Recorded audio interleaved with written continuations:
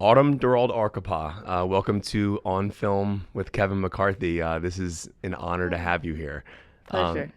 Honestly, the appropriate idea of this being called On Film and then here to talk about your experience with film. You're one of my favorite cinematographers. We've become friends Mm. over the time when Sinners came out, which has been really cool. But thank you for being here today. And I'm just curious, kind of where you are right now. Obviously, with Sinners came out, it was such a massive moment in cinema. Everybody was talking about it, but obviously, the conversation around that film also really highlighted the cinematography and the process that you and Ryan and your entire team created. As we sit here recording this, kind of what's that ride been like for you so far, and kind of having so much attention, paid to the idea of what the cinematography process was on that movie. Yeah, I mean, you can only hope for that when you make a film, right? That people see it, number one, right? That it's a film, because I came up doing smaller projects and indies and not having wide releases, and then it's progressed to like being able to do bigger projects where people all over the world can see. So that's just heartwarming just to have people contact you that they've seen the film, but then to really enjoy it and then go to see it 3 to 5 to multiple times has been amazing. But when you're looking back to being on set and kind of the original idea that came from Ryan after reading it, there's so much passion and heart that goes into that script and what it meant to him. And he was so happy to be on set every day and have all of his family around him and our regular collaborators that we worked with. So it's not a surprise that like that love has translated and people are really appreciating it, and all the actors were just so lovely and amazing. So yeah, it's ideal. I mean, I think in your career you wish that at one point you have a movie like that, and Yeah. so it's been nice to see the results of that, because a lot of hard work went into it, but there's a lot of heart. So And this, I want to preface this for the audience listening. This is going to be a really in-depth conversation about the cinematography process, but also the process of choosing film stock and the different formats that you're using for the film you made with Sinners and Ryan, but also kind of your journey into filmmaking and cinematography. And you're the first woman cinematographer to shoot a feature film in 65 millimeter in the IMAX format. And obviously, you're also the first cinematographer in general to use the formats of Ultra Panavision, which is the 276, mixed with the 65 millimeter photography in IMAX. So those are incredible milestones in terms of filmmaking and cinematography, and we'll dive into kind of what all that means as this conversation continues. But let's go back to the beginning, and obviously your journey into this field. And I know that you went to college, you went to AFI, and I think you worked in advertising, and then obviously you've made shorts, you've shot music videos, stand-up comedy, feature films. But talk about where your love of cinematography and filmmaking kind of began. Like, do you remember how old you were and kind of your experience loving and noticing how a camera brings a story to life? yeah, it's funny because I remember seeing a post of yours. It was a picture of you when you were a kid, and you saved the tickets. Yes. I used to do that too. Did you? Yeah, I don't remember what age, but just I was always collecting things. Just I always loved collecting things, and then going to like Hello Kitty, right, and just having little pieces of paper where I'd write notes, and then I don't know. I was a big collector of little pieces of paper. I know it sounds funny now, but so I think when my mom early on took me to see a movie, or I went to see a movie, I would save those tickets, and I just enjoyed going to the movies. I think she took me earlier than maybe I should have on some movies, age-wise. But yeah, I think it started there, and it wasn't until after my undergrad, because it was in art history, and that was kind of the journey I wanted to take, was like be a curator, move to New York, have a internship at Sotheby's, and just be around art, because I really liked photography and artwork, and did a lot of that like growing up, going to museums and shooting my own portraits. And so then I did a genre course at LMU, outside of the undergrad program, which was art history. And we watched Broadway Danny Rose and Raging Bull. And I always talk about this because it was the first time I was like in a class watching a movie where a teacher was explaining, his thoughts on the film, and we had to write a paper on it. And I haven't looked back at those papers, but I probably should go look. I still have them. And I was just so interested in, like, you know, what it took to make it, and diving into kind of expressing like what each shot meant, or, you know, like putting my thoughts to words. Because when you see a movie, normally you're just absorbing it, and then it's emotional, and then to be able to kind of write it, and that made me think, oh, well, who's doing that? Who's making those shots? Like, why is it edited like this? And I just got really into it. I think it just like, it escalated, and then I graduated, worked in advertising, and then went to kind of explore like what cinematography meant, like, and what that was, and then looked into film schools. Didn't get into AFI my first year.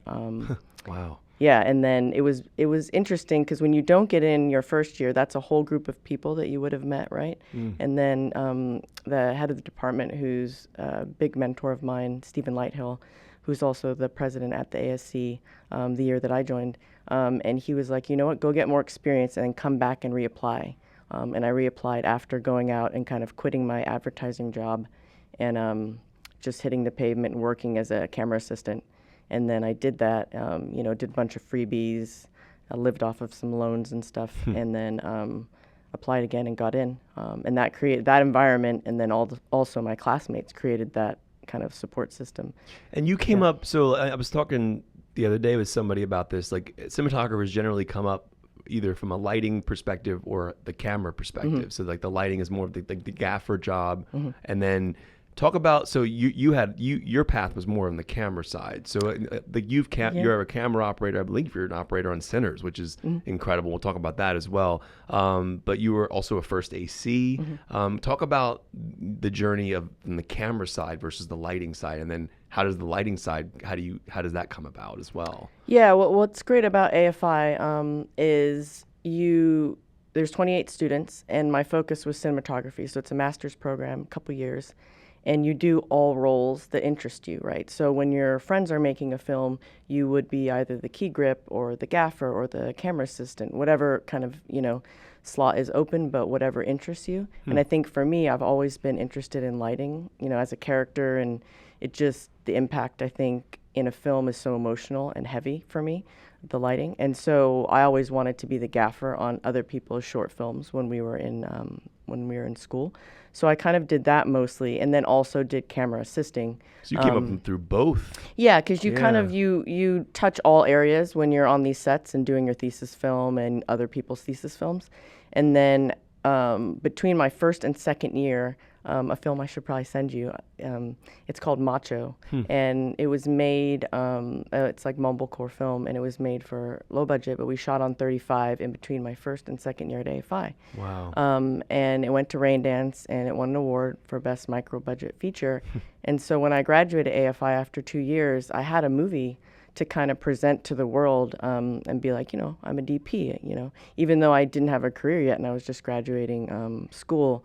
I never really had to go in and do all of those other roles as much, because I kind of just came out the gate and said, you know, I'm a DP, you know, here's my reel, here's the short film, here's some music videos, and then hit the ground running. So I think that's a little bit unique, that most of the work that I did in camera assisting and like gaffing was in school. Wow. And I brought this up because I recently did a conversation at the Kodak House with the incredible crew of One Battle After Another, and Mike Bauman, the DP on that film, he came up through as being a gaffer. I know Mike. I thought that was such an interesting thing, and I was like, oh, that's interesting. I wonder if cinematographers come up one way or the other in terms of that, but it sounds like both were key to that in terms of your journey. And then what's fascinating to me is like your first feature you shot was Palo Alto, right? Well, it was this one Macho that I speak of, the tiny one, and then I did another tiny one, and then Palo Alto was my third, but the two before that were very tiny, and so I would say that's like was my first kind of one that had a release that, you know, people saw that was important for my career. And that was Gia Coppola, who's obviously a great friend of yours. That relationship has been going since 2012, 2013 or so. Talk about that process with Gia and kind of how that bleeds into the work you do with other filmmakers like Max Minghella and obviously with Ryan Coogler. Like how did that relationship with Gia kind of inform the cinematographer you are now? Yeah, I always talk about if I'm talking to students or people that are like interested in film, how important it was for me, and I think it's for people that are kind of interested in creating a community or a family, which is also what I have with Ryan and our team that we have. Is we would run around and make these little films that interested us, right? We didn't have much money. We had a camera. No one was really telling us what to do. And it was just like what inspired us. So Gia and I would make, she would get a fashion brand on board and we would go make a little film with her friends, whether we shot it at her house or in the streets of Hollywood.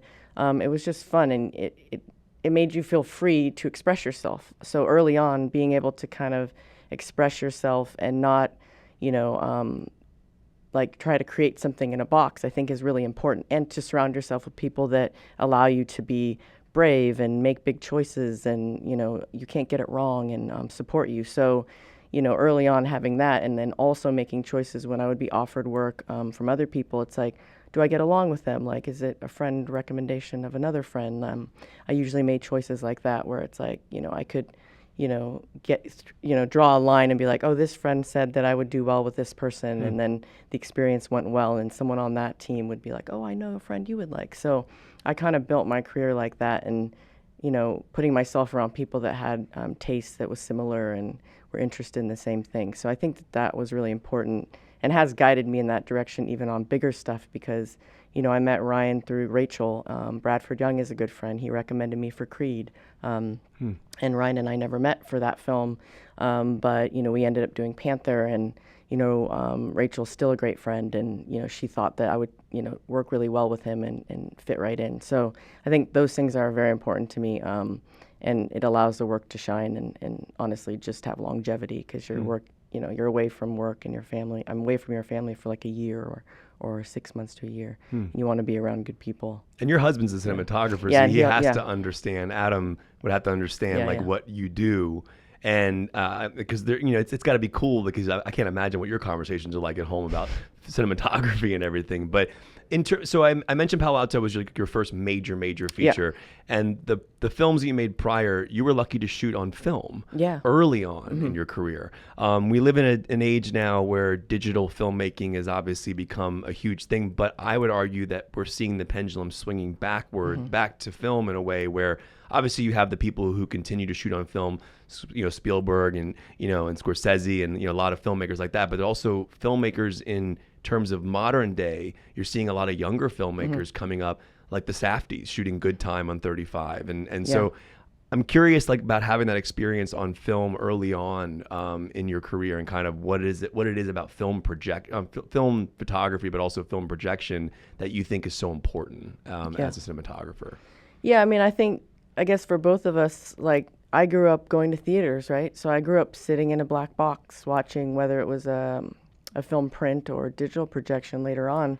It was about an experience, right? Having an emotional connection to the screen. Everything's blacked out, so your focus is very, you're hyper-focused on the screen, and then there's a bunch of people around you, everyone's being quiet. And so, I really absorbed all of that texture and the flicker of the light, and I do feel like there's a response that you have when you're watching a film in the theater versus in your own, living room. And so I really just responded to that filmic quality that all my favorite films, were shot on film. Like when I started looking into The Raging Bull and Broadway Danny Rose or Manhattan, Godfather, like these are all, films that kind of inspired me early on, and they're all shot on film. And it wasn't until I think my last year at AFI that like the Red camera started to become a camera that people were testing and being used for thesis films. But which is a digital camera. Exactly, which is a digital camera. But so my experience at AFI was like film, all my thesis, my MOS project, which is a little project I did, I did a little Chanel spot. Like is that timing spot. Though? Like in the sense of had you been a year later? Yeah, probably, yeah. Interesting. Because it's just, I think what's great about the school is you have a choice, right? If you would like to shoot on film, I'm sure that that's what can happen for your thesis. but the majority of stuff that we were doing was mostly film. And so, that's where my love came from. It's kind of how I grew up. So I feel like I'm always trying to make things look like film, or I'm always trying to like create that feeling that I felt when I was watching The Godfather, or films that kind of, impacted me, and that texture and that quality. So, I think that's what's most important. And it's just, I'm inspired by that whole experience. So it's like, you're going to get a better me on set if I'm shooting film in general. Yeah, I mean, like honestly, like, and people, they'll say, "Oh, is it nostalgic?" And I disagree. I think that there's something precious about film, and there's a limited, like, necessity is the mother of invention. You can, if you have a lot of money, you can go 1,000 takes or whatever. But generally, I would argue with film, you have a lesser time period to get the shots that you want. Is that accurate? Yeah, I mean, it is like, you always have to be prepared, right? Yeah. If you're prepared for anything, it's going to go better. It's more organized. You can change on the fly, but you have a structure. I think shooting film creates more of a structure, right? Because you have a limited amount of time on the mag. There's a process that goes along with it, as far as like loading the film in the camera. Just everything is different when you're shooting film. And I enjoy that structure. I enjoy that respect that's paid to the camera, to the process, to the director. Playback is different because you're just having an HD tap, right? It's not like, you're shooting digital, you can see a 4K, on a TV exactly how it will look. And so I enjoy that. I think it's really, really like, setting that tone is much different. It feels like a movie set. Do you feel like the actors almost feel like it's more precious? That's what I mean, I would say so because, like you said, it's like it obviously costs more money if you're going to do 100 takes on film versus if you're going to do 100 takes on digital. Right. And so I do think that the pressure is more on for everybody involved, not just the actors, but everybody. And yeah, I think so. Cost has something to do with it, right? Like, not a lot of films. I think it's going up because it's becoming, more popular now. There's a wave of, these bigger films being shot on film and having more promotion and, exploring that. Like, for instance, the Ryan doing the video explaining the formats, like that was huge. And I think it made people interested in the format, like the differences between them. And so, yeah, I think it's really nice, but not everyone can have the luxury of shooting this format and doing 100 takes or, multiple takes. Now, Wakanda Forever was shot digitally. Yes. And so, so if I have this right, so Ryan's first movie was Fruitvale Station, his first major feature, which was brilliant. That was shot on film. Yes, 16. Yeah. And then I think he went digital for Creed 1. Yes. And then you enter the picture with Wakanda Forever. And then obviously Sinners is shot on film. So was there ever a conversation initially with Wakanda Forever to shoot on film? No, so the first Panther was also shot digitally. And so, it's in the Marvel kind of like the way that in which we shoot those, because I was, on Loki prior to shooting Wakanda. So I was able to kind of, that was my first entrance into the Marvel system. And it's very complex. We're building entire worlds, huge worlds, some that are CG worlds, right? So a lot of work is done afterwards. We do as much as we can in camera, but it would be very difficult, to be able to shoot all of that on film because it's very complex. We're doing a lot of underwater, just elements that become like 10 times harder if you're going to shoot on that format. Not to say it can't be done, because anything can be done with the right prep and process and, logistics and finances. But in my 2 Marvel films prior, they were digital. But, moving forward, you never know. So. When you're working in the world of Loki and then you're working in the world of Wakanda Forever, those both exist in the MCU, but they're different stories and different aspects to them. Is there an element in your mind where you go, I'm filming Wakanda Forever, I've done Loki, they exist in this same world? Are there things you carry over from Loki into Wakanda Forever, knowing that you're in the same world, or is it more of the vision of the filmmaker and that story being told? Yeah, I think it's more of the vision of the filmmaker, or at least for me it was that experience, because they're so different. I mean, I did shoot with the same camera, and I shot them both anamorphically. So, there's certain through lines as far as like the camera, glass, stuff like that. But as far as creating the world, it was so new for Tom Hiddleston and that whole kind of foray into like the time theater and all of this, the TSA and stuff, that it was all of us creating this new space within the MCU, and they were letting us kind of like be free creatively and explore. So that was really nice, and it hadn't happened before because they had those 3 streamers that they came out with, WandaVision, ours, and the other one. And so taking that and working with that team and being really creative was awesome. And then moving into the next project, which is a team that's already been built, a world that's already been built, it was a bit different, right? Because I was entering as a newbie because everyone else was consistent. I think myself and the AD were the 2 like kind of head of department people that were different on Wakanda Forever. So Rachel's team on the first Black Panther did carry over a lot to Wakanda Forever. No, not Rachel's team. Just we had the same production designer, same costume designer. I changed, so the DP changed, and then we had a different assistant director, AD. That person changed, but that Ryan and the costume designer and the production designer, the producer was the same. So I was kind of someone new on the team for that round. But no, I brought on my own crew, and we had all different like crew below that. Is there a difference in when you approach cinematography, knowing that it's going to be for a television series versus knowing it's going to be on the big screen? That's a great question. Because I feel like the intention for, if we're talking about television, Loki, was that we were making a movie. And I don't know if you know, but like all of those episodes were directed and shot by the same person. That's kind of rare because what happens when you do that is, you get exhausted. It's a very big time commitment. And it's hard to prep and shoot at the same time when you have to do all 6 episodes. But our team on those projects did that. The ones afterwards didn't. They had 2 different directors and 2 different DPs. But no, I think we wanted to create a very filmic world as if it was like a movie in 6 parts.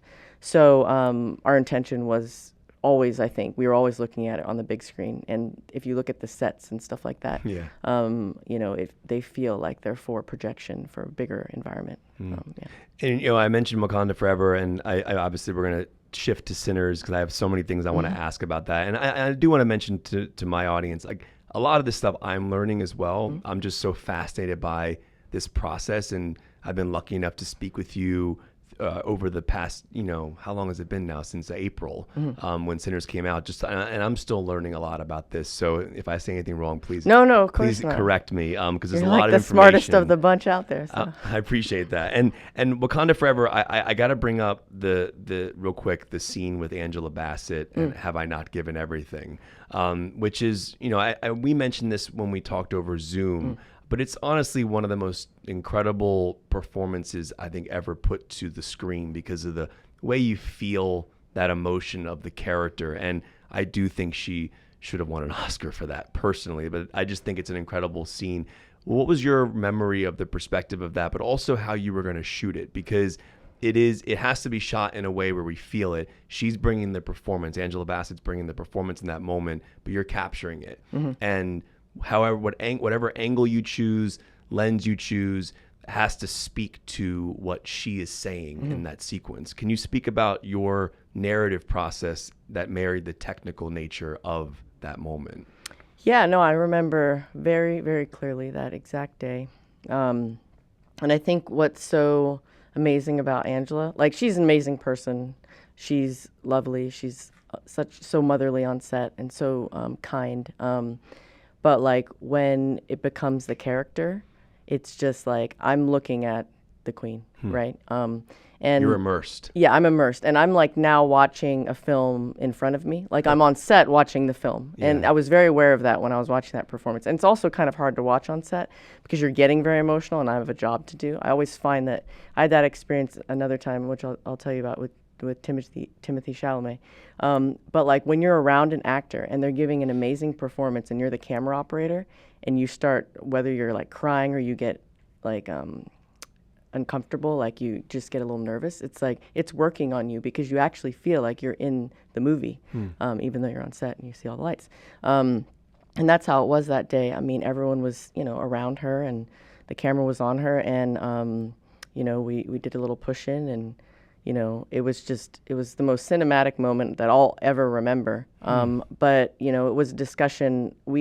Ryan and I fell in love with this one lens that I showed him when we were camera testing, that Dan Sasaki at Panavision made us.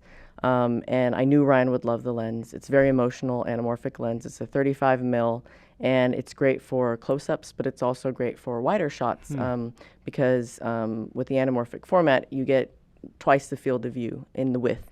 So it allows you to have more context as far as like if I'm shooting a 35 millimeter close-up on you and it's a wider lens close-up, then I can see people, your environment on the side, and you have nice context of what's around you.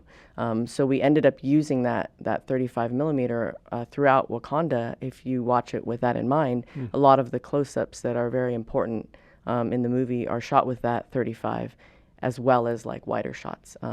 So it became this very important lens for us. And Ryan likes doing that, and I also love doing that, where we're more economical with our lens set, and we have lenses that tell our story or our emotional beats we use a specific lens for. We had that in Sinners as well. And so we use that one lens, and that's the lens that is being used for that close-up. And it's beautiful, beautiful lens. But yeah, I think it was just, you're in the space, and when you're doing those tribunal sequences, there's so many characters, so you have to really plan out how you're going to cover everything, and we have multiple cameras. And so that stuff was very thoughtful, and Ryan's very thoughtful about how he wants that coverage and what shots will tell the story and where they should be, planted and stuff like that. I think the thing I want to highlight here, based on what you just said, is how important the narrative conversation is to the technical. Like at the end of the day, I think, it's not just for a shot to look cool. There is a reason narratively why you choose a certain lens, because like you said, it speaks to the emotion of that scene. And I think what's fascinating for the audience is this difference between anamorphic and spherical lenses, because they do different things. They speak different languages in terms of the way a shot is composed. Can you speak about, because it seems to me that you shoot mostly anamorphic. If I have that wrong, please let me know. But can you talk about that difference between choosing spherical and anamorphic?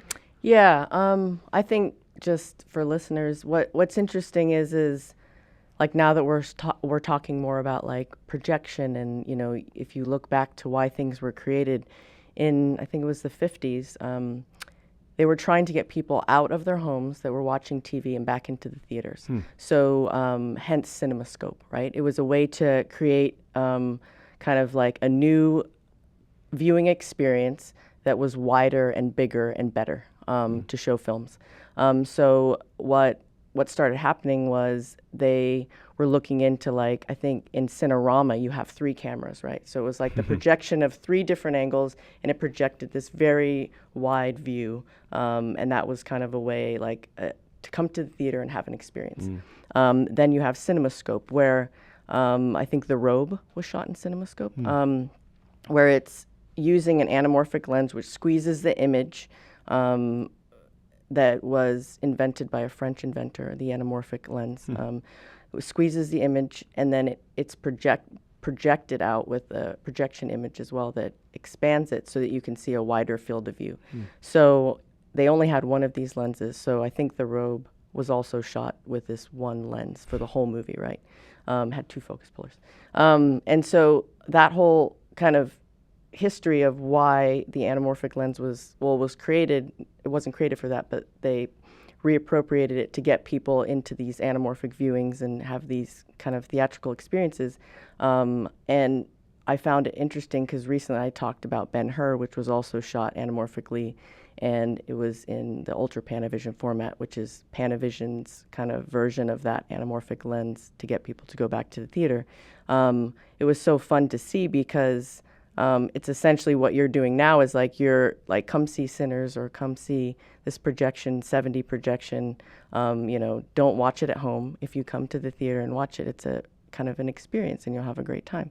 So fast forward and we're doing kind of a similar thing. And I think for me, when I watched early films in anamorphic, which is, just like I said, it's giving you a wider field of view, something that you kind of associate looking at a cinematic experience or movie, like Manhattan, for instance, it just makes me feel like I'm in the movie or it's bigger and better than what I am. So I tend to look at films and enjoy that format more because I enjoy the wider field of view and kind of thinking back to like watching Ben-Hur in a theater and knowing that I was watching a movie. Yeah.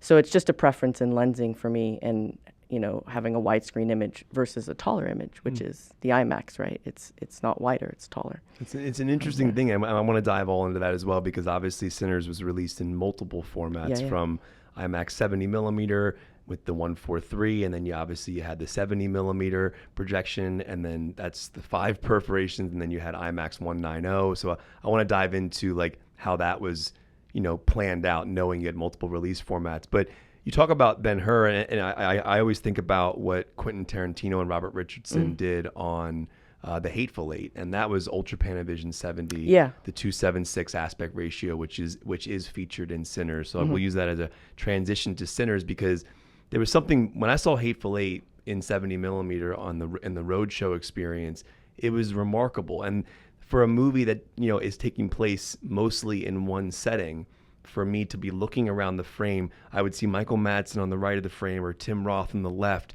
What's Michael Madsen doing over here? And you, as an audience member, become an editor in a way, in a shot that wide. And now, if I'm correct, you used the same format, Ultra Panavision 70, here with Sinners, which is then combined with 65 millimeter film shot in the IMAX format, which I mentioned at the top that you're the first cinematographer to shoot a feature film mixing those two formats.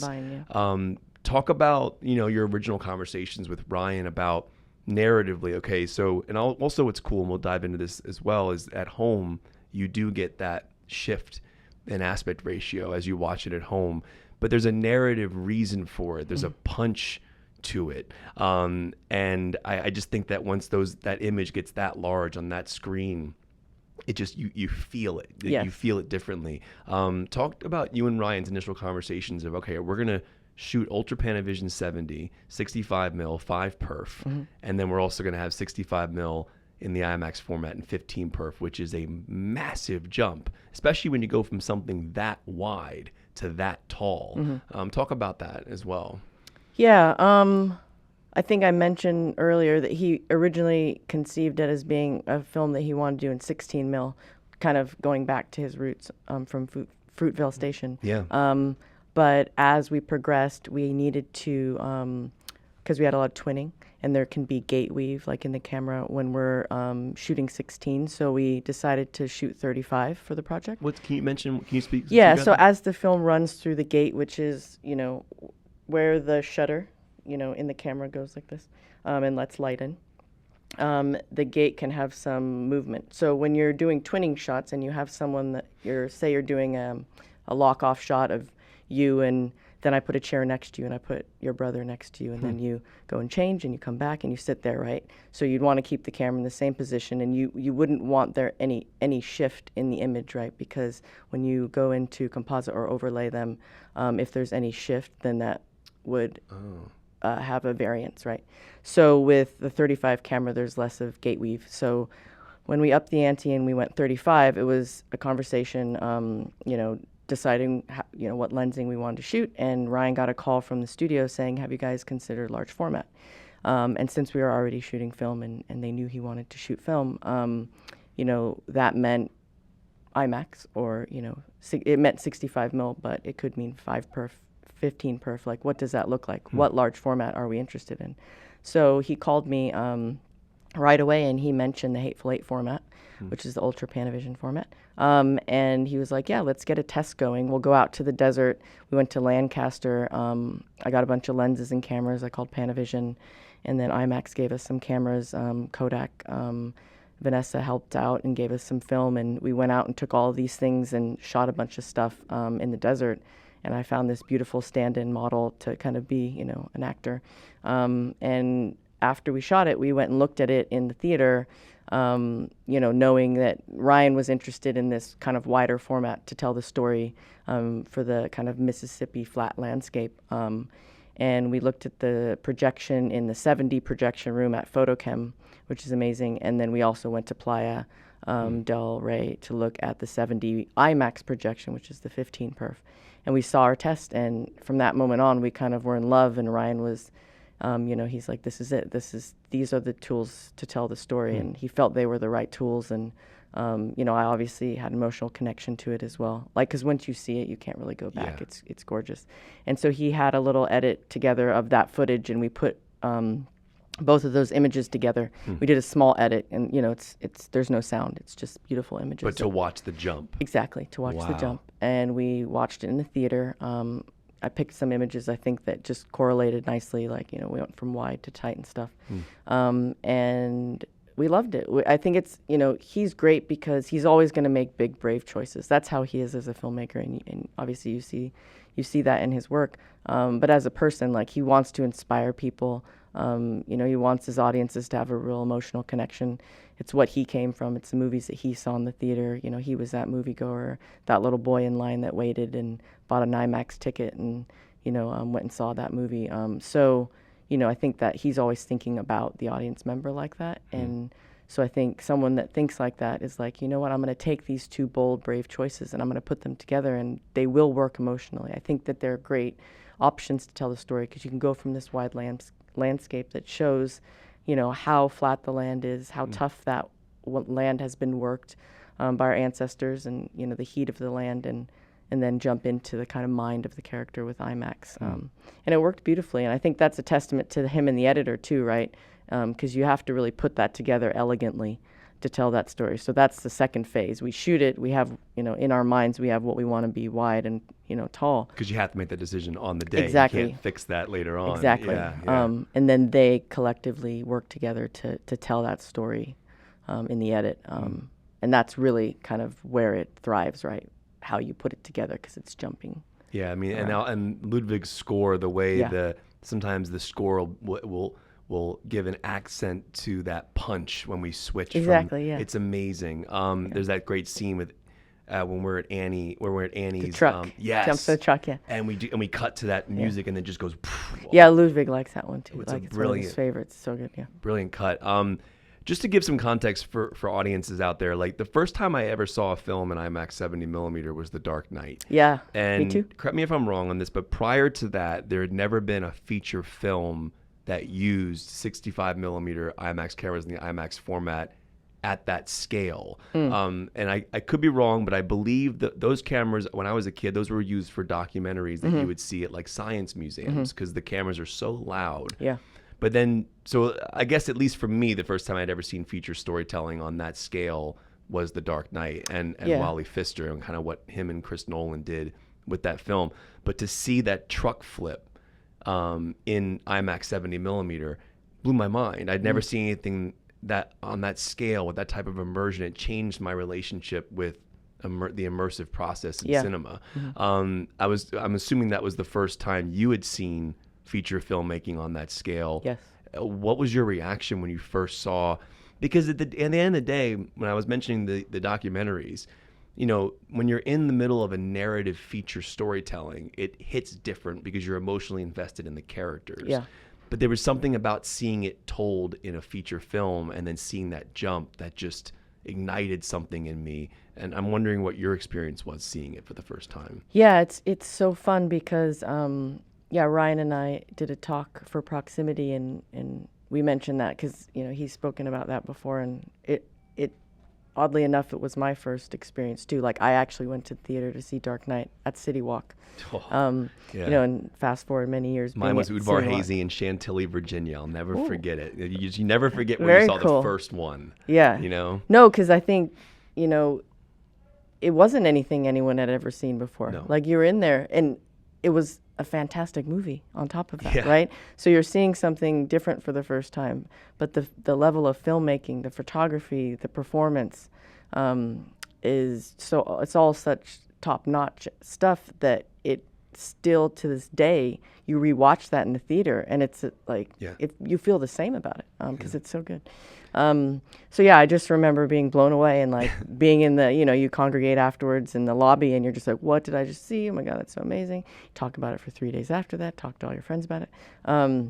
So yeah, and I still love that movie. The bank scene is like, is there a better scene than that? I don't know. I mean, seeing those images on in 1:4:3 on that size of a screen. I mean, like I think the City Walk screen's like almost like 8 stories or something. Yeah, it's like tall. that. Yeah, And it's unbelievable. And obviously, Nolan went on to continue using this format. Then we saw a lot of filmmakers use the format as well. I think one of the best uses I ever saw was Francis Lawrence's use of it in Catching Fire.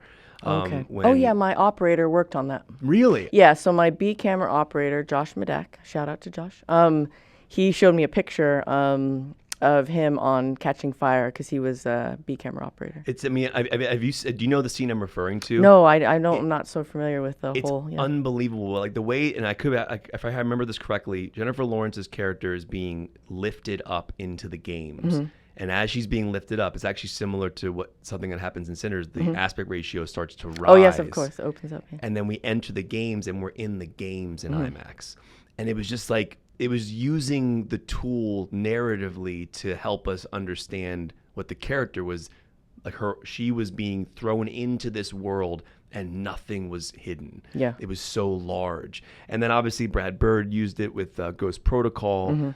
But as it's gone on, it's become more, I would argue, more narratively driven when it's being used. Because not that Nolan wasn't using it narratively on Dark Knight, but it was new at the time in terms of using it in that feature filmmaking format.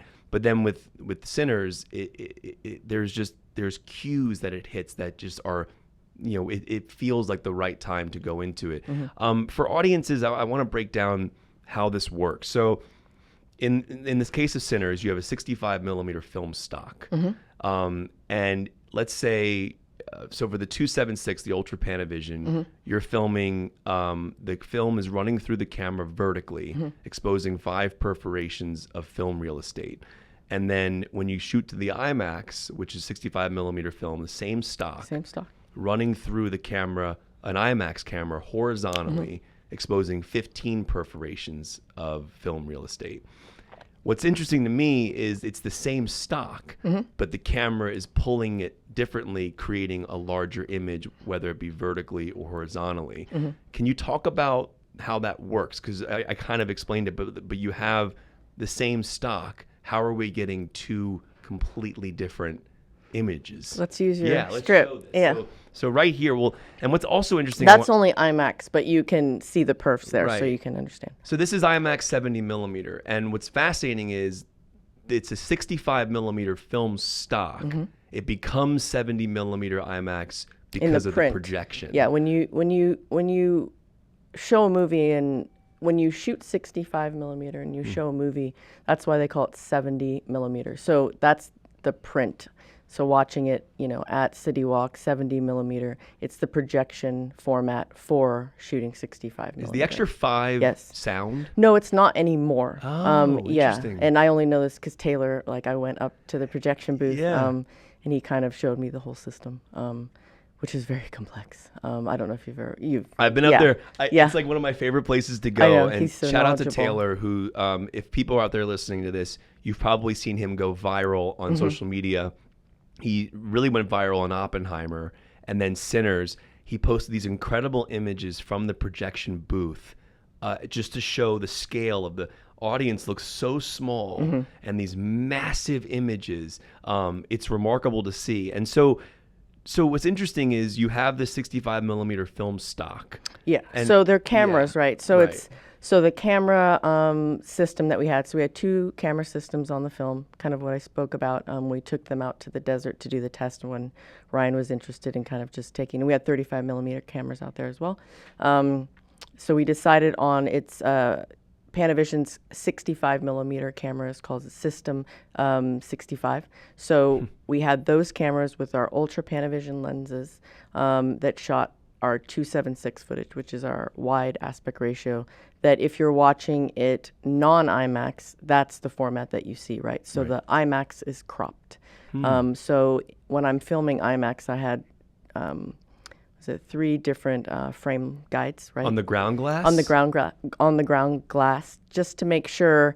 It's not that, when you're filming and you have multiple formats, you're taking into consideration all these formats, but you don't want it to bog you down as an operator. It's very tricky because you have to be thinking about both, obviously. But since I center punch most everything. What And does that's that mean? I always center punch my image, meaning like on the crosshair, center a frame like equally top to bottom in the center. I kind of always frame like that. That's something that I appreciate and feels right to me. I mean, I shoot a lot of anamorphic, so I like characters bold and strong in the center of frame. But when you're doing that, it allows you to have a kind of center line between your different frame guides, right? So you're very aware with IMAX, if I'm center framing you, that in IMAX I have a lot of top to bottom, right? You know, in the 1:3 aspect ratio. But, you know, there's a through line between both formats because the character is central.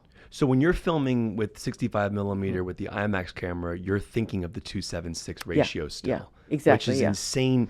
Like that's I have that frame guide in the IMAX camera, but yeah, you have to think about it. that's going to be the format most people see the movie in. Yeah, which so is interesting. say you don't think about it. So I'm framing IMAX and I put your head at the top third of the frame. Well, then that's going to ruin the framing because when I go into crop for my 2:7:6 output, like it cannot be at the top because then, you know, what's going to be in the center here. So when like in the beginning of the film, when we see Miles's character driving up to the church, that's an IMAX shot in the initial in the beginning of the film. I think later on we actually see that shot again, but it's actually a 2:7:6 Yeah, version I think later. I think. I think that he brings that shot back. And it is matted. Yeah, I think it's 2:7:6. You mean when there's flashback? It's we see that scene happen again at the end. In I 2:7:6. think. Yeah. And what's interesting though, so in the beginning, because we have him driving up and it's an IMAX shot, you're thinking, okay, this is going to be this big on a 1:4:3 IMAX screen, but then the majority of people are going to see it in Correct. the 2:7:6. Yeah. So I got to make sure. Majority of theaters, yeah, exactly. Yeah. Wow, that's that's got to be an interesting. No, it's a lot thing. of brain work. Yeah. But for operating. But you're thinking about the release formats. Yeah, of course. Yeah. And that's interesting to me because, you know, and I want to dive into this. So talk about, so we have the different formats of film. So on a certain day, are you shooting both Ultra Panavision 70 and 65 mil in IMAX? Yeah, I guess to go back, so we have the System 65 cameras, Panavision, and then we have the IMAX camera. So both of those cameras are on set with us always. We obviously prep and we plan what scenes are going to be with the system cameras, what scenes are going to be with our IMAX cameras. I think I've spoke about this before. Ryan made a decision, the church sequence, when the movie starts, in the opening when he's with his mom and he goes back and she's washing his clothes and then he goes and wakes up his siblings, that's in Ultra Panavision. Yeah. And then what happens is he goes to find his guitar and goes to the church. That's also in Ultra Panavision. When he comes back after end of the film, it's bookended, to, and he has a scratch on his face and to confront his father, that's IMAX. Originally, we were supposed to shoot that in anamorphic in Panavision system cameras. But Ryan, I think maybe a few days before, or maybe the week before, at the end of the week, decided he wanted to shoot that church sequence in IMAX. So that means that the church sequence is in two different formats. Because if you recall, there's a lot of dialogue in that church sequence. And so originally, it's not a sync sound camera. The camera is too loud, to record dialogue in the sequence. The IMAX camera. Exactly. Yeah. Which is why you don't see it used often. It's also like a 2.5 minute mag, so it's a very short time that you can roll, and then before you have to reload the camera. But Ryan decided that it was important that we shoot that scene in IMAX. And it's funny because it's my favorite scene. I'm in love with that scene. I can't see it in any other format than IMAX. And it ended up starting the movie. But originally in the script, the movie started with Jack jumping into the frame in the script, how he wrote it. But in the editorial process, him and our editor, Michael Shaver, decided to start the film with the church scene. So it was such an impactful decision that Ryan made that, really guided a lot of things because, we had to get that system set up so that we were prepared that day to shoot IMAX. He had to do ADR, so record dialogue after the fact with the actors, make sure they're comfortable with that, loud camera on set right next to their face. But yeah, these choices, I think, are a big deal, and you try and plan them ahead of time because, they're dictated mostly by the camera because the camera is loud. So it's not like we're trying to shoot a lot of the sequences with the camera because it really is very loud. It sounds like a lawnmower. Exactly. On Sinners, is every scene shot with IMAX format that has dialogue? Did that all have to be ADR'd? Yes, correct. Yeah. And that's interesting. Yeah, I mean, if you watch, you know, when we were planning, a lot of the more visual sequences, obviously, like the one shot, you know, that takes place, the musical sequence. We're gonna dive into that. One of the greatest shots I've ever seen, and we're gonna definitely dive into that. And that's, you know, that's easy to do. Well, not easy. Not anything's easy because of music. Exactly. So that's something that we had earmarked for being with the IMAX system. And you know, like I said, when he decided to change heavy dialogue sequences into IMAX, that was a decision that he had to do the ADR and, you know, make right later with that dialogue. Yeah. But I do feel like there's a nice kind of balance in the film. And so I was happy that he ended up doing that because it means we got more IMAX sequences in the film that are beautiful, that wouldn't have been there. All right, we're going to dive in Sinners hardcore here because I have so many scenes I want to bring up. I don't even know where to begin. Let's start off with the music sequence that you referred to. This is a scene that captured everybody's attention. People were talking about it. It is one of the most immersive sequences I've ever seen, but emotionally as well. For audiences who don't know what we're referring to, this is a sequence in Sinners where we're basically taken through different time periods of music in what appears to be a one shot. And we're seeing music from the past, the future, the present, and Miles is brilliant in this sequence. And in the actual scene itself, which starts in 276, we actually see the ratio change to the 1:43, or it might be the 1:90, depending on how you saw it.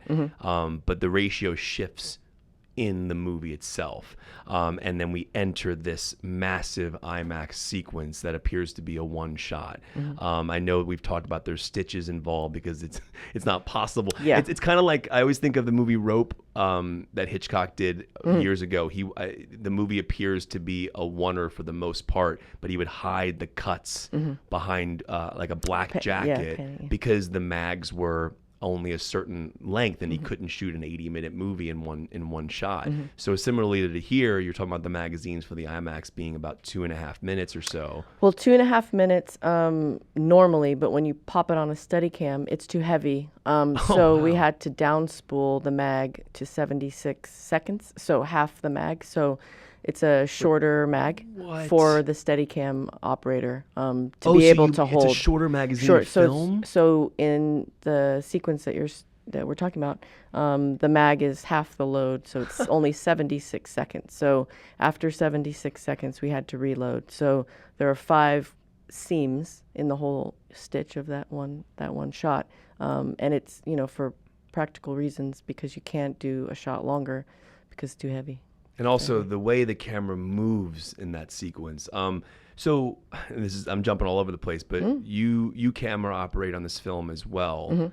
I'm assuming that's a scene that you operate. No, so that had a Steadicam operator. It's very, very heavy. Oh, interesting. Heavy rig. Not many people have ever, you know, flown that rig, but mostly because we also know that there's not many filmmakers that are even using these formats in, you know, cinema, let alone, you know, Christopher and Hoyte, they have a system, you know, they've put it on Steadicam before.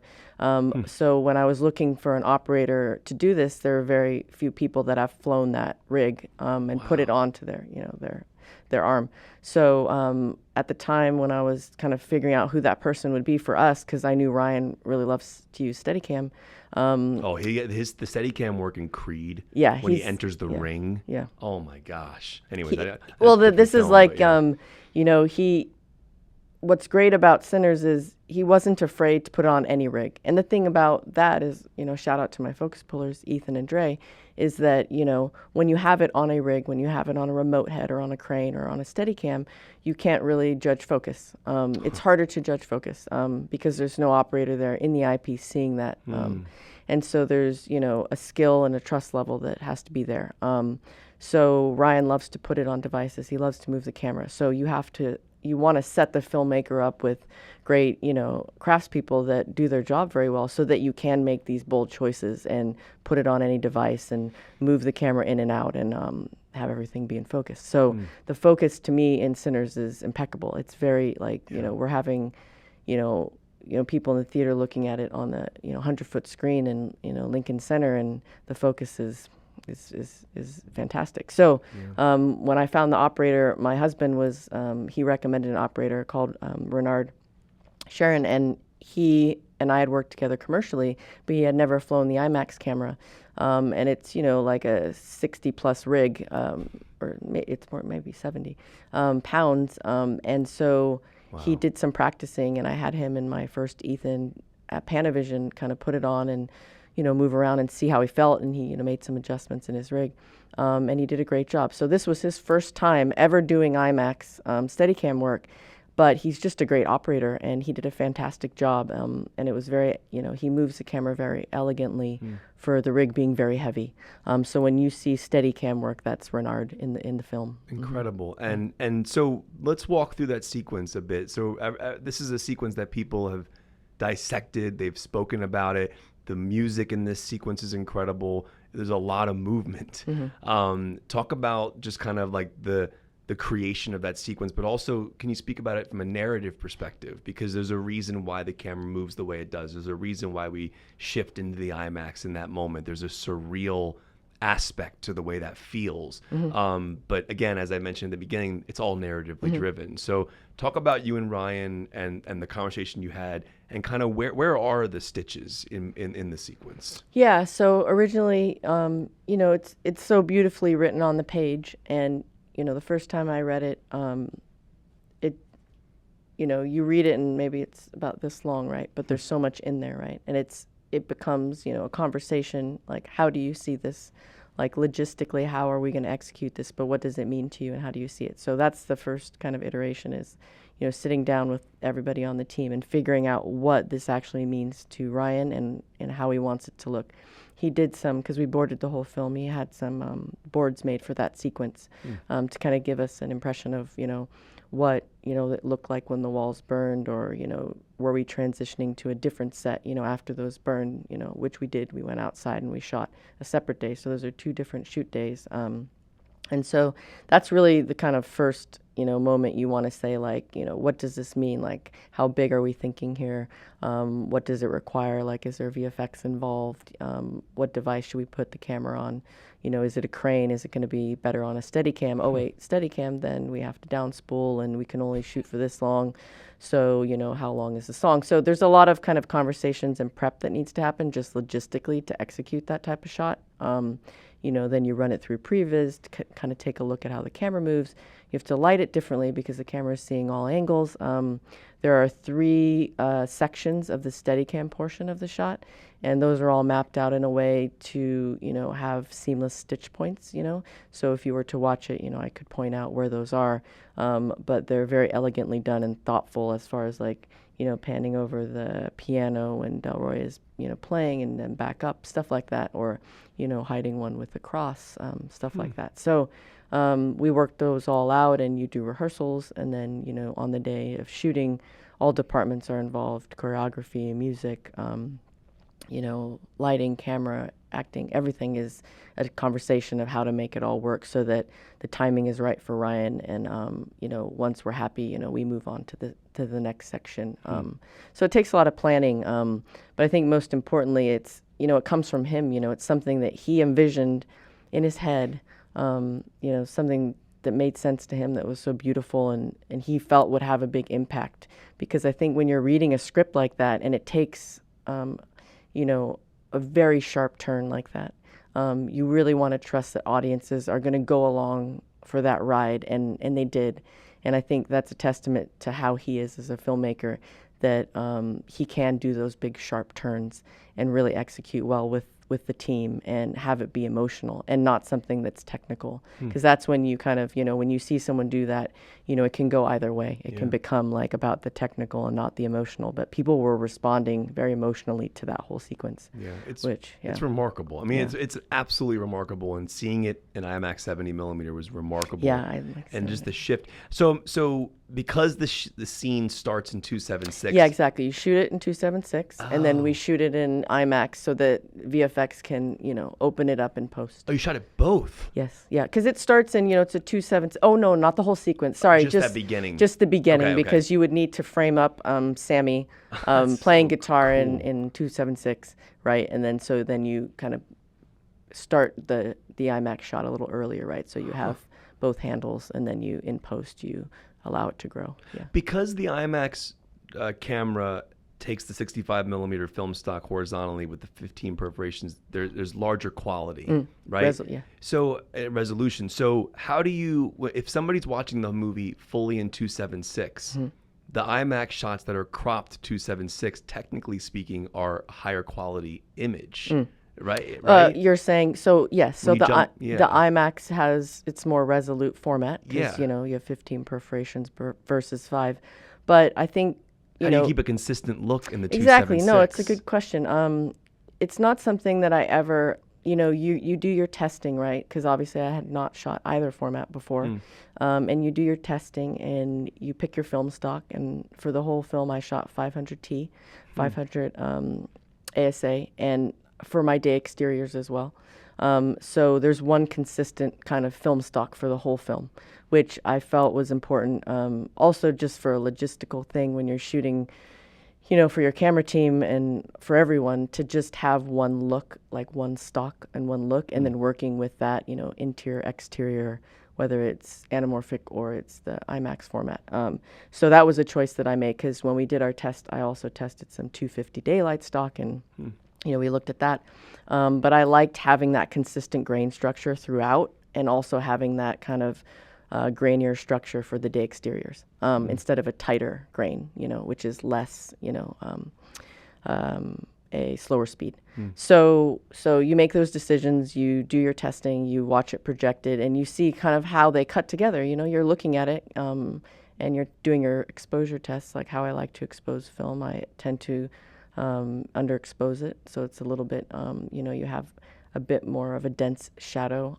This is getting into kind of nerd. This entire conversation is nerdy, but no, I want to hear about the exposure process. Yeah. So, but I think what matters the most is that they do feel seamless when you're watching it. That they're different lenses or different camera systems, but you don't want it to jump. And obviously, it's going to jump, on the screen, but you want it to feel of the same world. And that's just, all of those choices that you make in lensing and how you light it, how you expose it.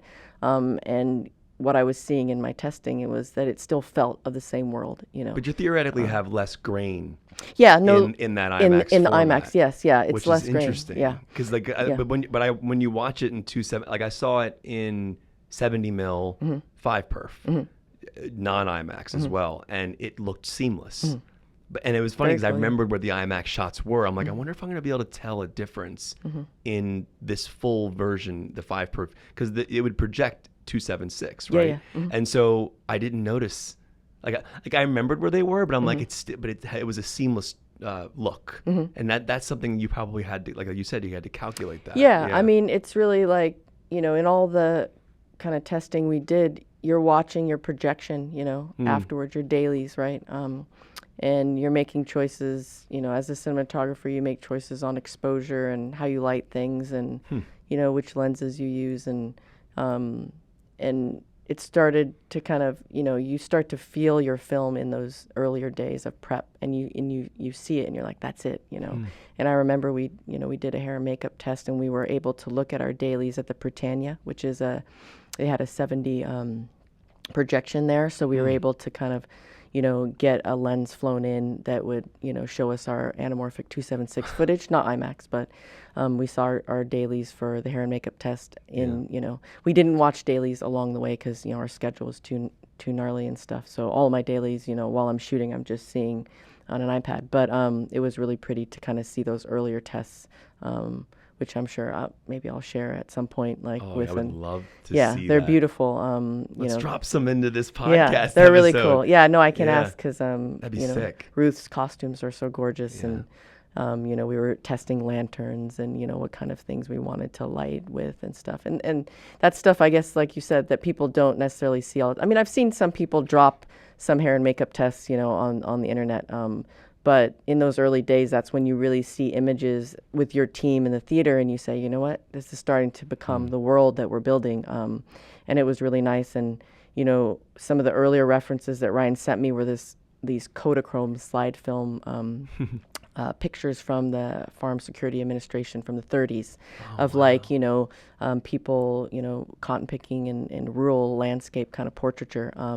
And it was a part of Hannah, the production designer's kind of lookbook. She had a bunch of beautiful images always. She always collects and does so much amazing historical research. So that was a real big reference for me, is that those old films, those slide film Kodachrome pictures. And so I felt like when you're dealing with like exposure and you're trying to kind of create that more like nostalgic kind of dense black, beautiful kind of dusty black, I like to call it. So.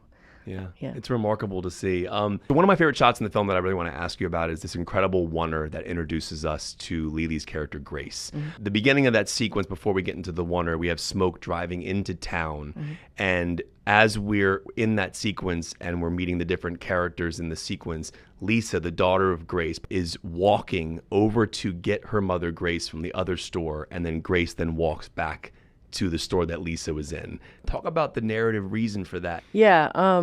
Again, with Ryan, he loves, kind of figuring out ways to move the Steadicam in like these dynamic ways. And so he, early on in prep, he gave me kind of like, he's like, I would like it to be one shot where we follow her from one side of the street to the other. So you could see the black side of the street and the white side of the street. And she would go get her mom and bring her back. And I'd like it to be one shot. And, that took a lot of kind of logistical exploration, because when we're talking about Steadicam in these formats, it's really tricky. So that is also a non-sync sound camera that we had to use for that scene, because it's very loud. And I know there isn't...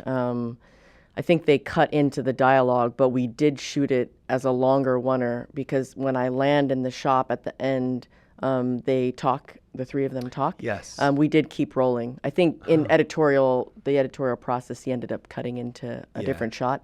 But like after Grace walks into the store. But we did shoot it longer, and then he would have, ADR'd it if he needed to. But in doing that, the Panavision has a high-speed 65 camera, so a System 65 high-speed camera that weighs a bit less, because the other one weighs, the main camera weighs 100 pounds. It was very heavy. And then the high-speed one's like around 65 or something like that. So it's easier for the operator to put it on his rig. So at first we were thinking about, if it had to be sync sound, which was the first iteration logistically that we explored, I was going to put it on a rickshaw rig that my key grip Miguel made me, and we put a remote head on he custom built this rickshaw rig with the remote head, and we did a test in prep in one of the sound stages in New Orleans, so that we could have a sync sound shot so that he could run it, and she could go across, we'd come back, and we'd go.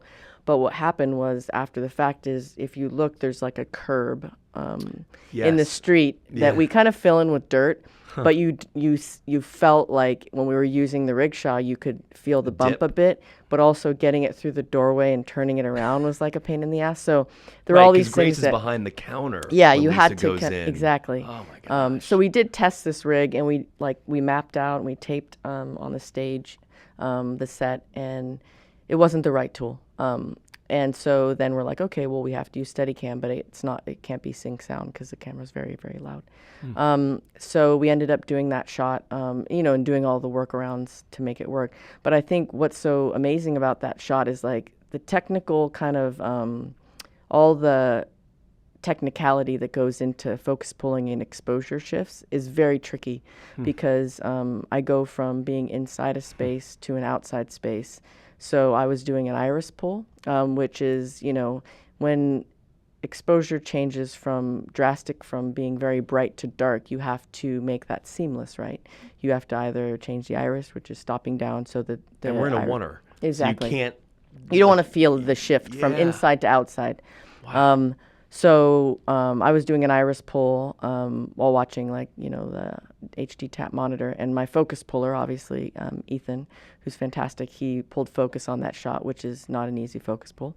No. And then it whips to the left, it goes back to the right. So there are a lot of like logistical things, and then also just like if you think about our first AD coordinating with all the crosses and grace and the Steadicam operator keeping it framed. There's all these amazing departments that help execute a shot like that. And everyone wants it to turn out well because it's a great shot. And it tells a story. And I think that's what's great about Ryan is he creates these shots that, that interest him, but that are big cinematic shots that tell a great story. But also it takes, technical kind of rehearsals and logistics to execute. So that was one that I think it's a beautiful shot. And I remember my colorist, Costas, it was his favorite shot. So we were always hoping that it would make the edit because it was something that was like on the day, everyone was very happy with how it turned out. And it gives Grace a proper entrance to the character. Yeah, also, like the way, because like I just love the way that there's a confidence in the way she walks across that street. Yeah, she's awesome. It's Lily. incredible. Lily's amazing. She's so sweet too. And obviously one of the things that we've talked about in the past as well is the challenges of filming twins. And Michael B. Jordan's performance as Smoke and Stack is truly remarkable. The different subtleties to the different characters, the emotional connection. We feel like we're actually watching two characters who are interacting, played by one actor. And the shot that I always think about, the one that I nerded out about with Ryan and Michael, is the cigarette pass, which I think is a great example of the challenges that it took to actually have have twins on screen played by one actor, but then they're interacting in a way, because you can get away with it, I guess, if they're not having to hold hands or hug each other. But in this case, we're watching both on a screen in the shot, and the cigarette passes. Talk about how that is a great example of kind of like the challenges it took to create the illusion of twins. Yeah. We were already pretty advanced into shooting by then, twins. Like it wasn't like, even though it opens the film and it's the first time you see the brothers, the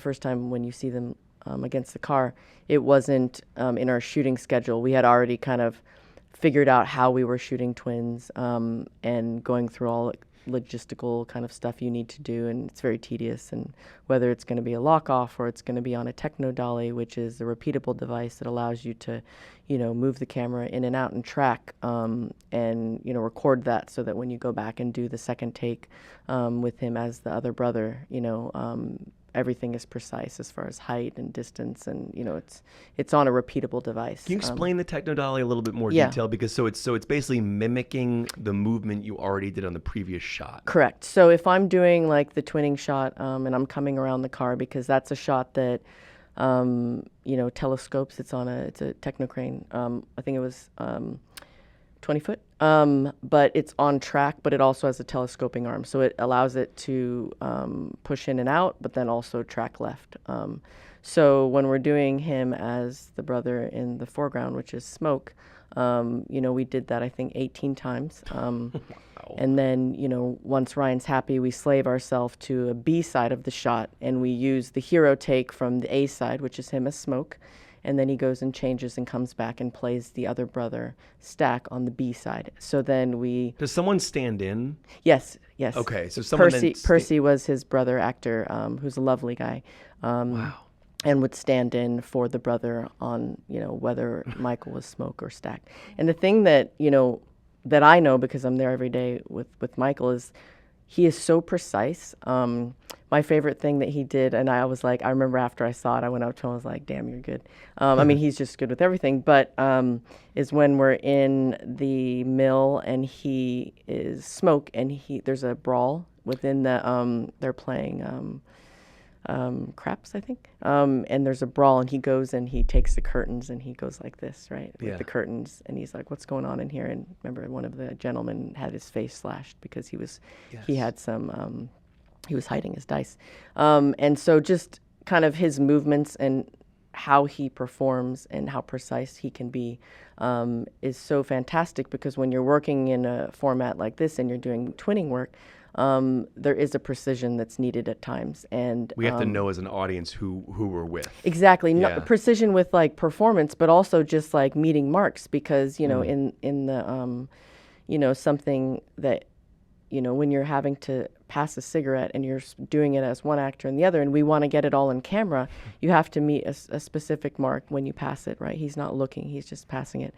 So all that stuff is very precise and can be very tedious, but he's very, very good. And so, we shot 18 takes. We slave ourselves to Ryan's favorite take, or that they both like, and then he goes and changes, he comes back, and we shoot it again, and it's all on a repeatable device. So once you slave yourself to the hero take, you program it, you say this is the take, then it knows exactly how to recreate that shot, because it's on a motorized track, and it's also on a telescoping arm, and it records all of that. So. Wow.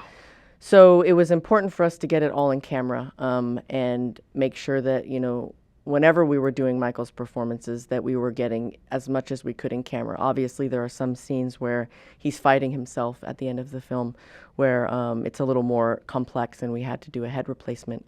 But Michael is always playing both roles, and we're always shooting it 2 times.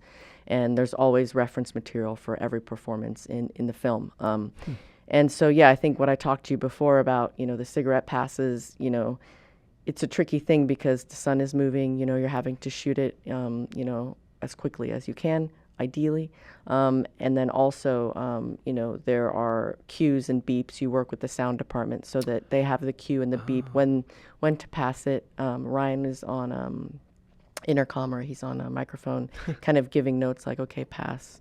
Okay, take the lighter out, stuff like that, because you want to meet the mark every time and get it as close as possible. And we have playback as well, right? So you can look at both and see how precise they are. So it's a lot of like logistics, but also, having someone who's that good and, precise, and the performances on both sides are so great and varied and different, and, being able to leave set and come back as a new person is not easy to do.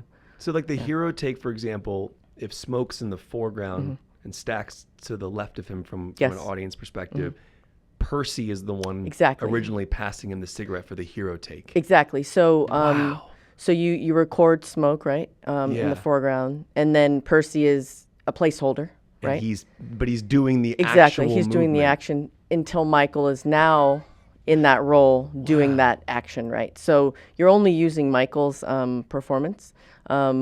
Because he plays one and then he comes back and plays the other, but obviously he needs a stand-in there to work off of, and to get the foreground pass. And then I remember there was an interview, I think it was on like a late night show, where we saw, I think it might have been Fallon, where we saw a visual of this head mount element that helped you gather images of Michael's face.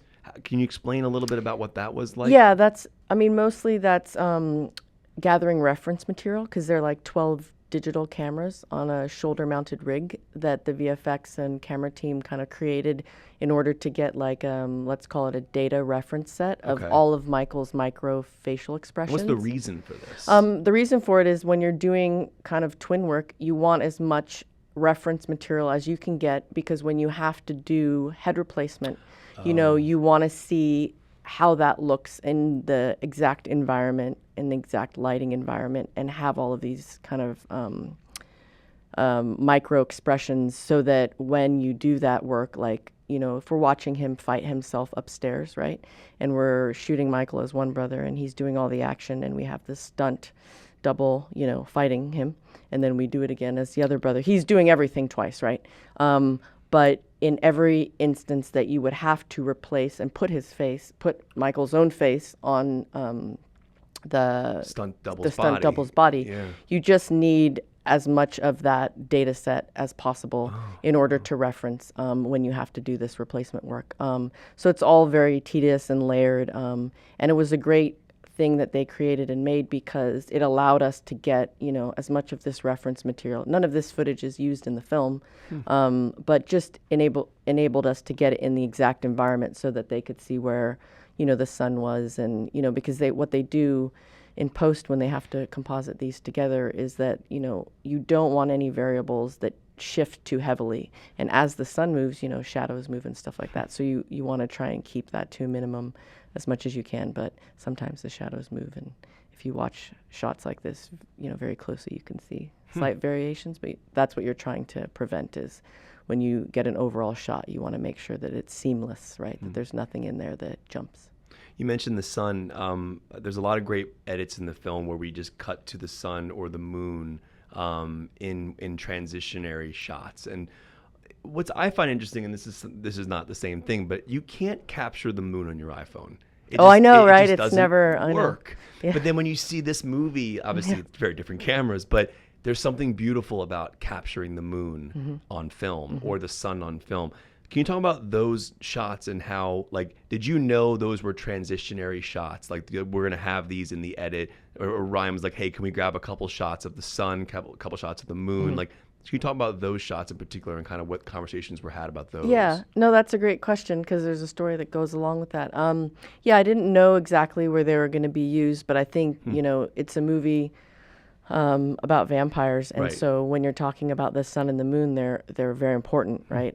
So there was something that I knew that he wanted us to shoot, and our producer Zinzi, who's also Ryan's wife, she had given us a heads up on when the new moon would be. I think on our shoot there were twice that there was going to be a full moon, and it was going to be very special.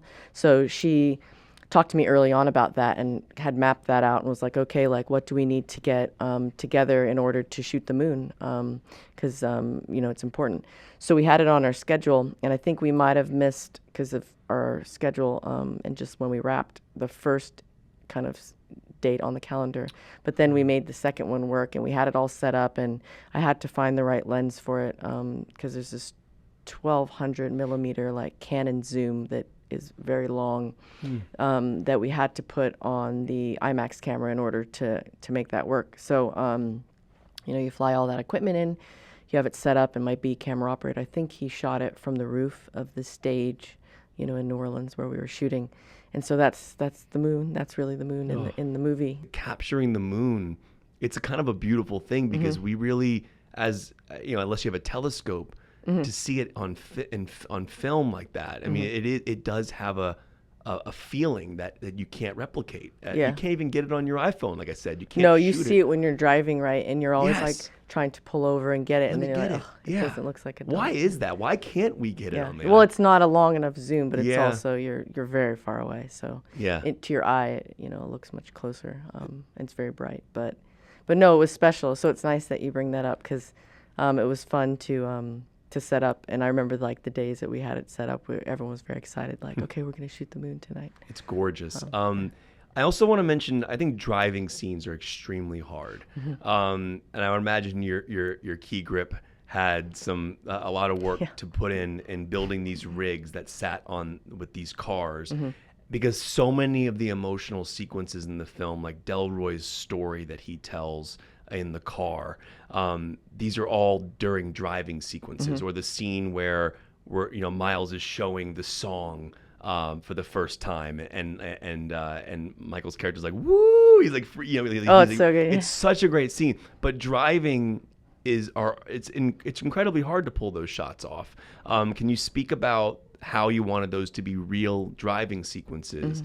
Because there's so much going on emotionally in those scenes, but we want to believe they're really driving. How did those rigs work, and how challenging was it to shoot driving sequences like that? Oh my God.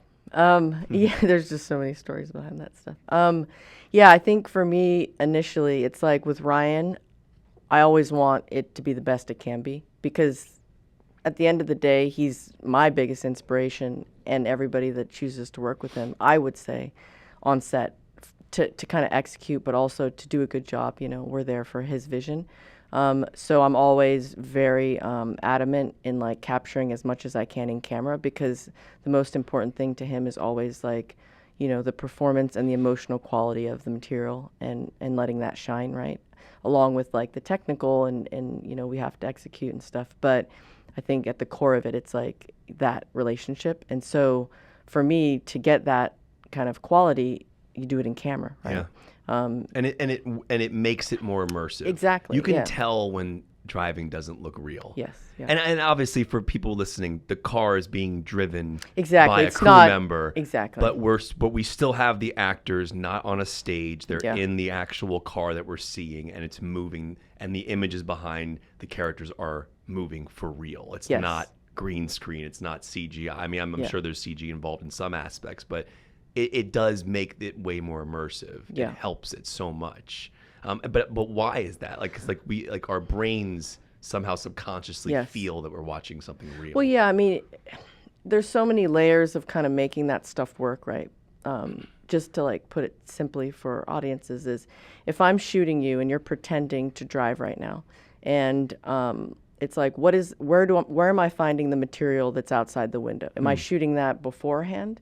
Am I matching that lighting on stage? It's like there are all these layers that help make that look real. And most of the time, you're rushing when you're doing this stuff, if you have to do it, on a stage. So someone else at a different time of day is going to get plates of what is going to be outside the window. Then if you're lucky, you have that reference material, and on stage you match the lighting. So, or you're playing that material off of an LED screen, which is then reflecting on the skin and is lighting you for real. Isn't that how Interstellar was done? Like there was no green screen. I think they actually had Did they? Yeah. images that were Yeah. outside of the ship. It's the best way to do it if you're going to do it, Yeah. is, to put it on screens and then have that So the playing actors see back. it. Yeah, well, also so the lighting's consistent, right? So the reflections, because if I'm looking at you and you're driving, right, it's like, are you going past, are trees, going past you? Is there a green kick on your face? Is there a blue kick? Do you go in a tunnel? I mean, there's all these different things, right? It's easier, I think, to do that fake driving stuff if you're doing night work, because your eye doesn't bump as much with like light and shadow detail and stuff. But it all just doesn't. I don't like doing it not for real, Yeah. just in general, because it's very hard to execute, and I just feel like the precision is always off and it looks fake.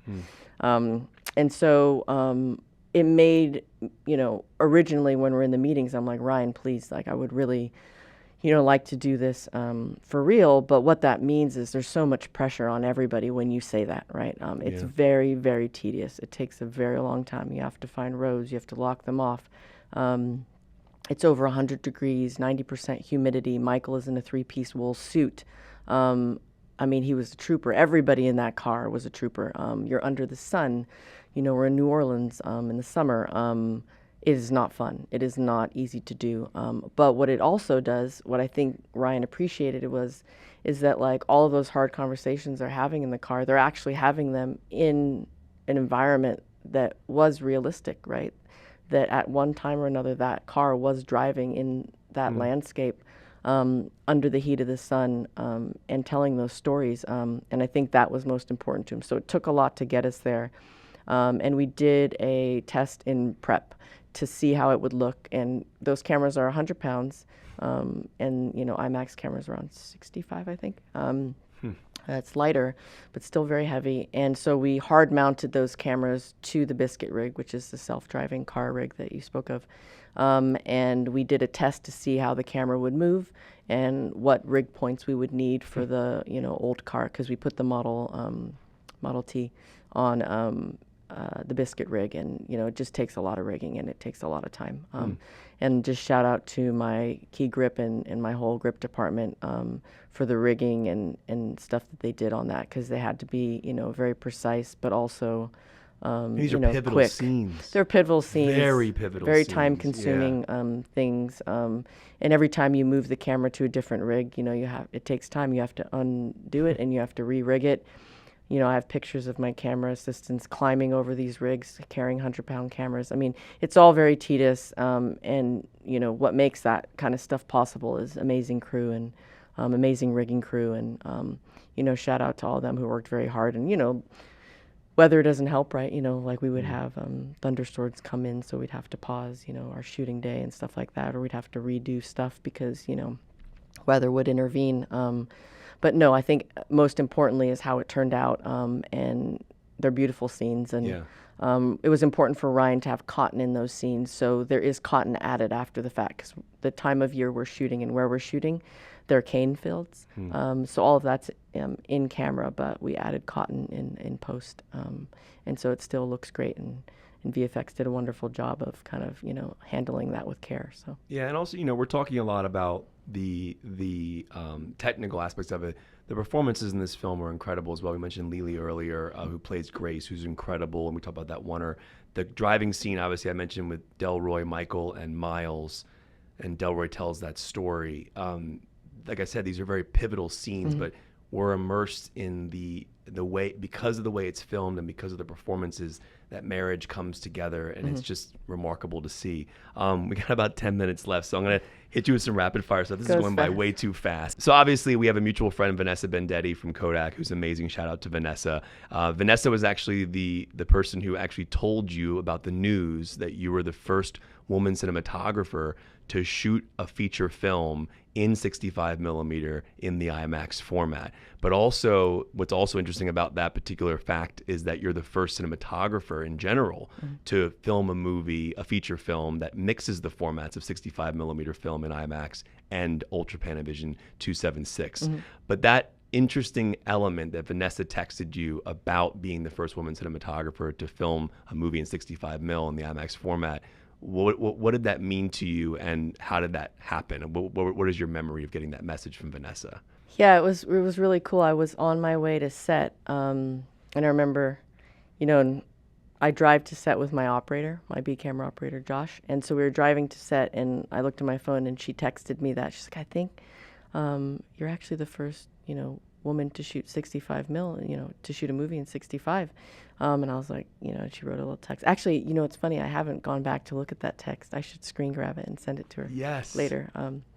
But I read it, and I was like, oh, wow, okay, And it's funny because you're so busy, like these shoots, and you're driving to set, and, once you land there, you have a lot on your mind. But it kind of, passed me by a little bit. I was like, oh, that's great. And so that was kind of the first time she had mentioned it, and I got excited, but I hadn't really taken it that seriously because you're very busy when you're doing these films. And then I remember Ryan mentioned it because I don't know if I told him or someone else told him. I think maybe someone else had mentioned it, and he came up to me and he said, he's like, it's a big deal. And when he said it, I got very emotional, and it became a big deal to me because I think coming from him, he's always giving me and other women of color these very big opportunities that, we're just making films with our family, and, he's creating an environment that, is telling stories for, people that, look like us and our ancestors, or, telling our ancestor stories. But I think it's very important to remember that, like, I've always said that, like, if you don't, and I heard this from Karen O once at one of her concerts, she said, if you don't, you have to see you to be you, right? And so when he said it, it kind of just dawned on me that, like, when we did Wakanda Forever, I was doing, not many female DPs get the opportunity to do these huge budget action films. And, Rachel being one of them prior to me. And then also just, we shot a bunch of underwater sequences. We did all these new things for the first time. And for him, it's just, making films with his friends and his family. But they're big opportunities. Like, not many people get to do this. So it weighed on me a lot more when, I thought about it in that context, and how much it meant to me that it was with him, and that, he's always believed in me, and, it never crossed his mind, like, that it was the first woman doing that necessarily, but just that, it was on this project that it happened. And then also, if you kind of think back, I was named after a John Ford film, who I know, Yes. called Cheyenne Autumn. My parents named me after that, and that was a 65 millimeter Western. So it's a really weird, like, full circle moment. And, I only thought about that the other day because I was doing that Ben-Hur, they're doing a re-release, and, I mentioned it on that because, we had those lenses on Sinners, the Ben-Hur lenses and stuff. So it's all a lot for me to kind of process. But it's been super inspiring to like get so many messages from all these young girls and boys, whether they're Filipino or they're black or just from all different cultures, saying like, you know what, seeing you doing this has inspired me to kind of one day know that I can do it too, and go out there and make my own films and shoot on film, and it's that IMAX isn't too big for me, that it the access is there, and if I see people that look like me doing it, then it inspires me too. So that, I think, is the most important thing, is just being able to kind of inspire the next generation, but also let them know that like surround yourself with people that believe in you, like I have with the community that I have with Ryan or Gia, and that's what's most important, is like being around positive people and people that allow you to be brave and do great things. Yeah. Speaking of firsts, I think I have this right. So the Ektachrome film stock, prior to this film, was Super 8, Super 16, and 35. Correct. Yeah. And I think you worked with Vanessa to create a 65 millimeter Ektachrome stock. Where is that used in the movie? Yeah, so that was like Ryan and our producers, like I think Ryan, they don't make Kodachrome anymore, which is another reversal stock. But it was an idea that came up, and it's not easy to do, right? She needs to manufacture it, get it out to us. It's got to, go well, obviously, like manufacture it. They get it out to us in, whatever amount that they can in the right amount of time. So it was an idea that came up that Ryan presented me with, because our line producer who worked on Euphoria, so he knows Vanessa and had already gone through that process with her. And so in discussing with Ryan, it was like, oh, maybe they could make us some 65 that we could test out and use in the film. So she was able to do it, which was amazing, and get it to us in time. And I always had it kind of sitting around on set.